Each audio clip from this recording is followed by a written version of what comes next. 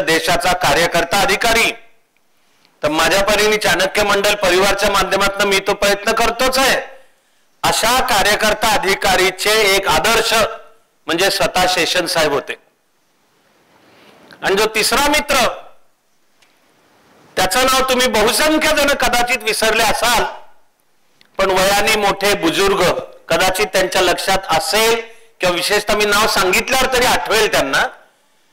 याचं कारण ते आपल्यातनं गेले, याला 15 वर्ष होऊन गेलीत.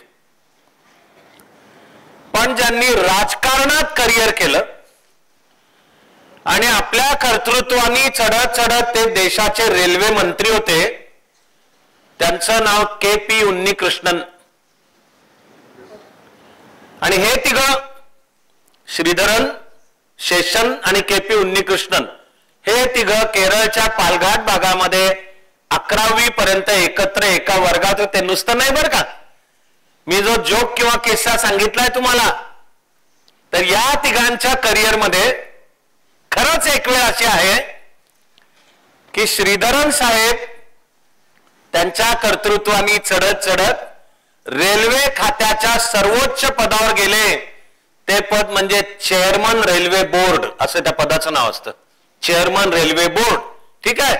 पण त्यावेळी त्यांचे वरिष्ठ म्हणजे त्याचं नाव असतं रेल्वे सेक्रेटरी, ते IAS अधिकारी असतात, ते शेषन साहेब होते आणि भारताचे रेल्वे मंत्री के.पी. उन्नीकृष्णन होते.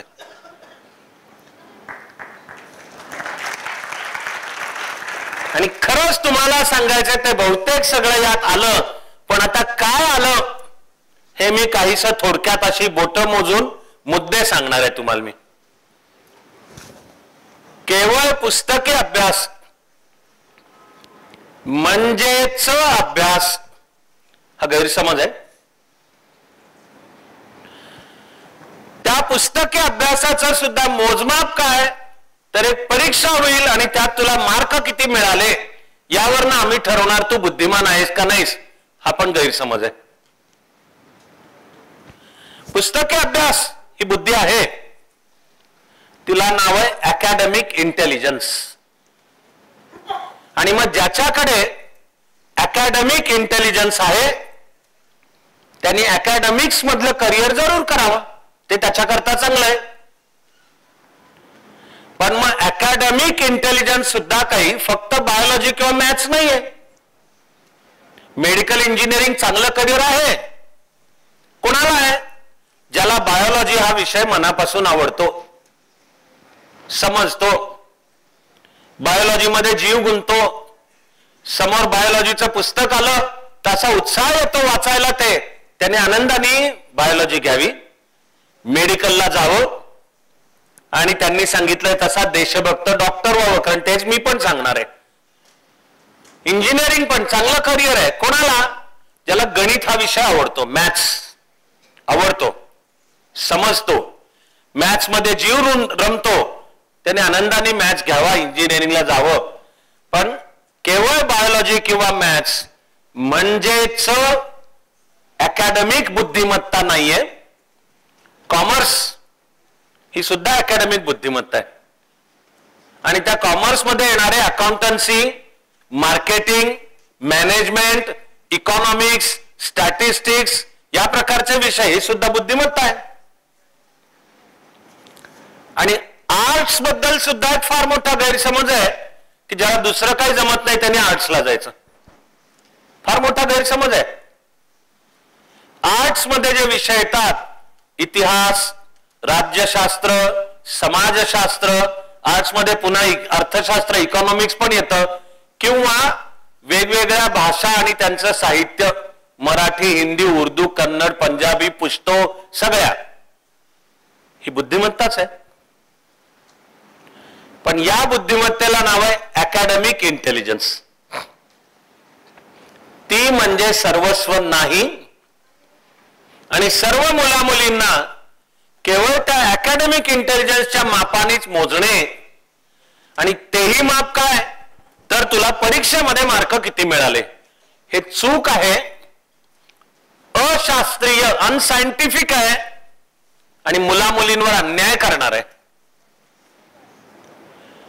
कारण केवळ पुस्तकी अभ्यास किंवा त्याच्या परीक्षेच्या टक्क्यांच्या भाषेतलं मोजमाप याच्या पलीकडे सुद्धा फार मोठी बुद्धी आहे.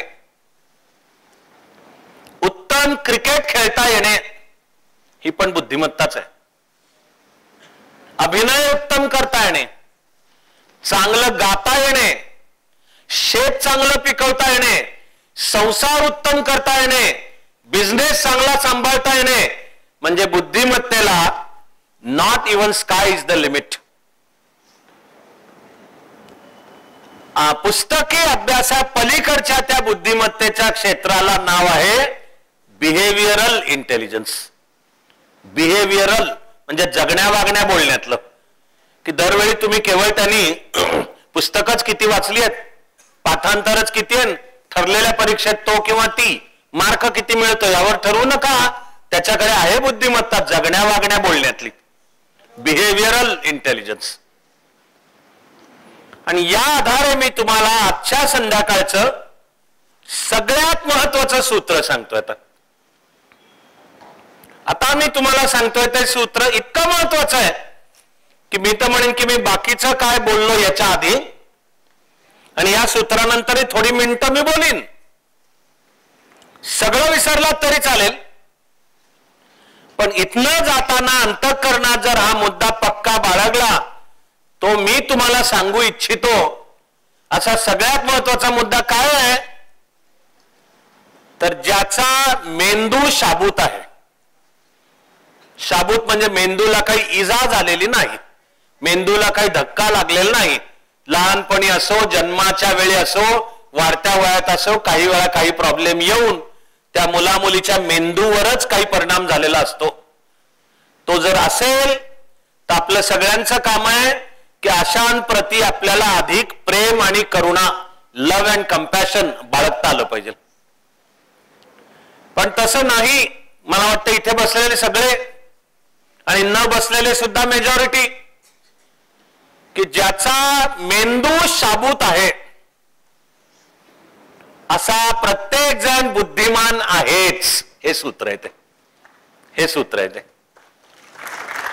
ज्याचा, बस पुन्हा सांगतो की एवढं घेऊन निघालात तरी चालेल, हम भी कुछ कम नाही.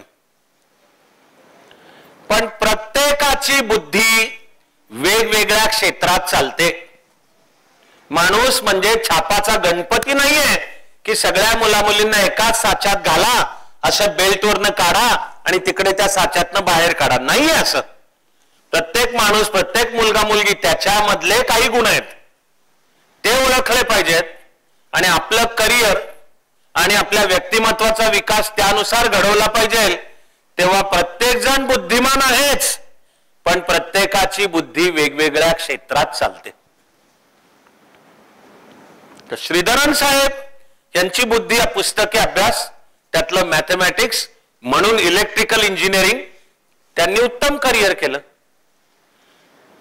पण पुस्तकी अभ्यासाच्या भाषेत शेषन साहेब कदाचित टक्क्यांच्या भाषेत कमी असतील. म्हणजे काय कमी बुद्धिमान आहेत का?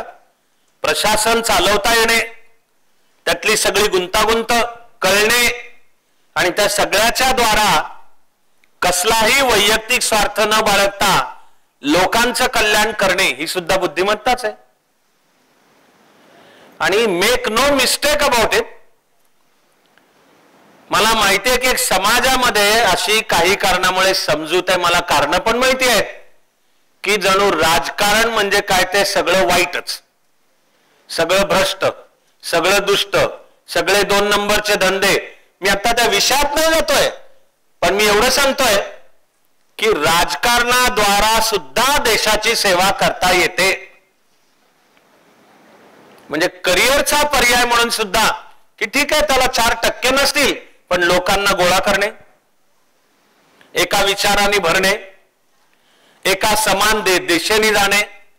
इतकंच काय, मी वेळेअभावी तुम्हाला आपल्या देशाच्या लोकशाहीचं कमालीचं सुंदर वैशिष्ट्य सांगतोय. कोणी कितीही मोठा नेता असू द्यात, त्याला उशिरात उशिरा 5 वर्षात एकदा हसतमुख चेहऱ्याने लोकांसमोर जावं लागतं. ताई माई अक्का माझ्यावर मारा शिक्का म्हणत. त्यावेळी ती ताईमाई अक्का बरोबर त्याचा कान पकडते की मुर्दा बशिवला तुझा, असं संकट होतं. मराठवाड्यात 3 वर्ष पाऊसच नव्हता आणि जमिनीला तडे गेले, तेव्हा कुठं होता? तर या निवडणुकीत बघते तुझ्याकडं. तेव्हा राजकारणात जाणे, लोकांचा विश्वास संपादन करता येणे, ही पण सोपी गोष्ट नाही आहे. आणि ज्याच्यापाशी ते चारित्र्य आहे तो राजकारणाद्वारा सुद्धा देशाची सेवा करू शकतो. प्रत्येक जण बुद्धिमान आहे, पण प्रत्येकाची बुद्धी वेगळ्या क्षेत्रात चालते. माझा अजूनही लाडका असलेला आणि माझ्या मते अजूनही जगातला द बेस्ट बॅट्समन, क्रिकेटच्या इतिहासातला द बेस्ट अजूनही तो सचिन तेंडुलकर आहे.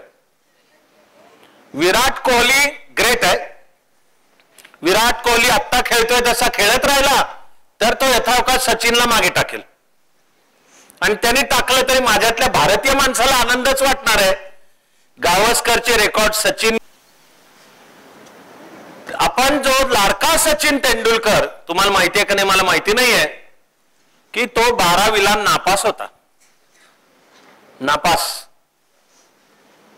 पण त्या वर्षी भारताकडनं खेळत होता आणि अशक्य मॅचेस जिंकून देत होता. त्या सचिन तेंडुलकरला जो म्हणलं सिनेमात काम कर, तर सचिन त्याच्या स्वभावानुसार हसेल, म्हणेल मी 1-2 जाहिराती ऍड फिल्म्स मध्ये काम करतो, सिनेमात माझा नाही. सिनेमात असेल तर अमिताभला विचारा, की अभिनयाचा बादशाह अमिताभ म्हणजे असं एक उत्तुंग शिखर आहे. मग अभिनय ही बुद्धिमत्ता नाहीये की फक्त डोळ्यामधून जो व्यक्त करतो, फक्त आवाजामधून त्याचा असा फक्त तो अँथनी, एवढं नाव सांगतो त्याचं, अँथनी.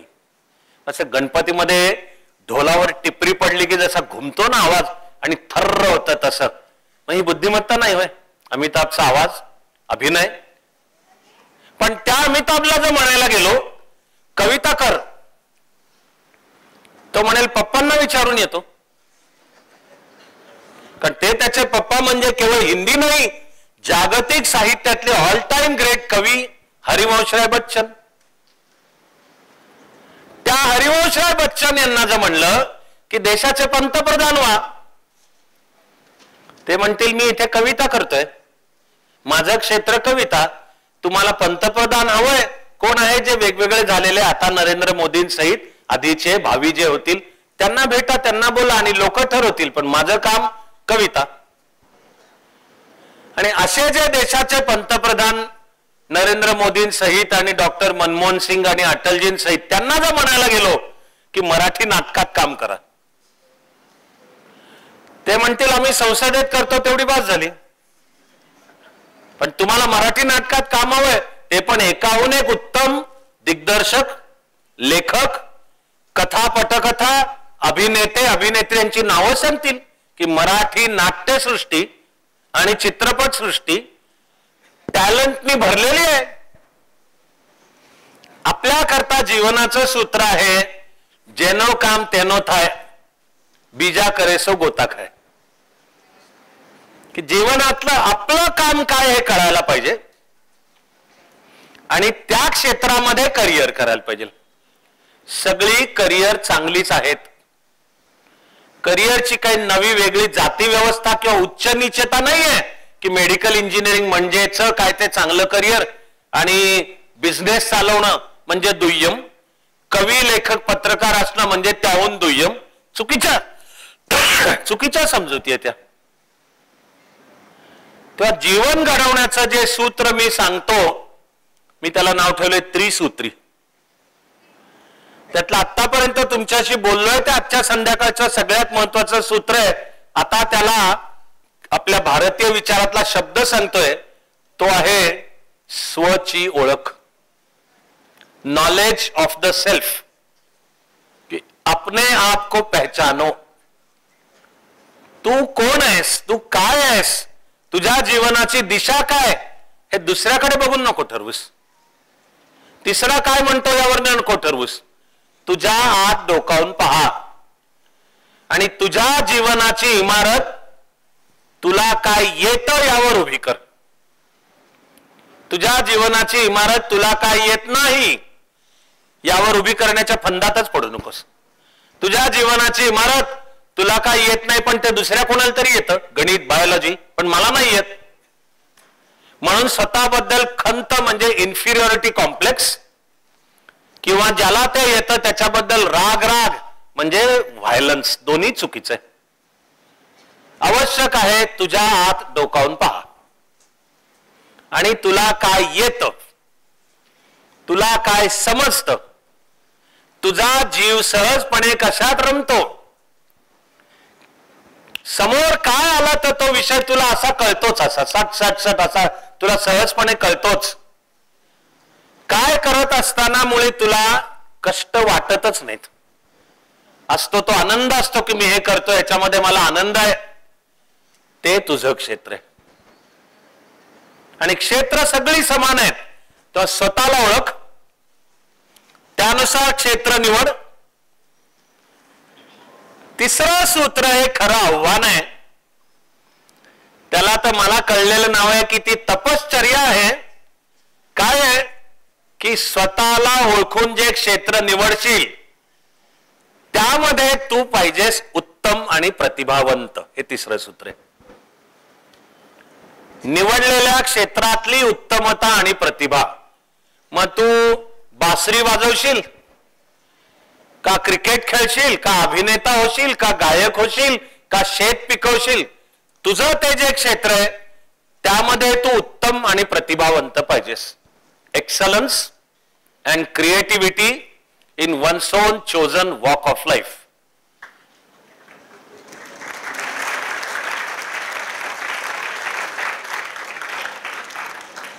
मी सर्व मित्र हो ही विनंती करतो की ही त्रिसूत्री अंतःकरणावर कोरून ठेवा. मग स्वतःला कसं ओळखायचं आणि त्यानुसार निवडलेल्या क्षेत्रात अर्थात उत्तम आणि प्रतिभावंत कसं व्हायचं याचंच नाव आहे तपश्चर्या.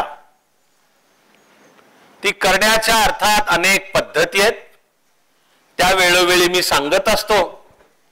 पण आजची एकूण वेळ काळ कार्यक्रमाची मर्यादा पाहता मला वाटलं की हा त्रिसूत्री हा गाभा तुमच्यापर्यंत पोचवावा. आता काही मिनिटात इथून निघताना प्रत्येक जण अंतःकरणामध्ये जर एक विश्वास घेऊन निघाला की माझा मेंदू शाबूत आहे, याचा अर्थ माझ्याकडे पण कुठल्या तरी एका क्षेत्रात नंबर 1 चा होण्याची क्षमता आहे. हे शास्त्रशुद्ध सूत्र सांगतोय मी की प्रत्येकाकडे कुठल्या तरी एका क्षेत्रात नंबर 1 होण्याची आहे क्षमता. ऍक्च्युली या शास्त्रीय सूत्राचं नाव आहे 99th पर्सेंटाईल. मला एक विश्वास आहे की तुमची माझी भेट होणार आहे, परत परत होणार आहे. अगदी नांदेड पुरतं म्हणायचं तरी मला माहिती आहे की येत्या काही दिवसात मी पुन्हा एकदा नांदेडला येणार आहे. कदाचित त्यावेळी याचं आणखी पुढचं बोलीन. पण आज मी आत्मा सांगितला तुम्हाला त्रिसूत्री, आणि तुमच्या टाळ्यांनी मला आनंददायक मेसेज दिला की बरोबर ती तुम्हाला कळलेली आहे. त्रिसूत्री ही घेऊन आपण आपलं जीवन घडवूयात. मी अत्यंत नम्र मनाने गुरुद्वारापाशी मत्था टेकतो.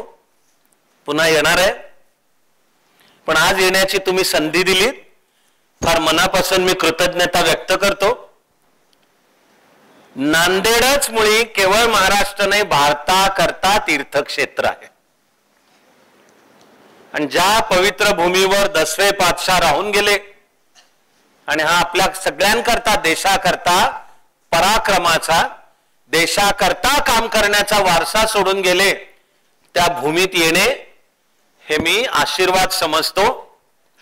ती संधी दिल्याबद्दल अतिशय मनापासून तुम्हा सर्वांच्या प्रती कृतज्ञता व्यक्त करतो आणि आज तुमचा निरोप घेतो.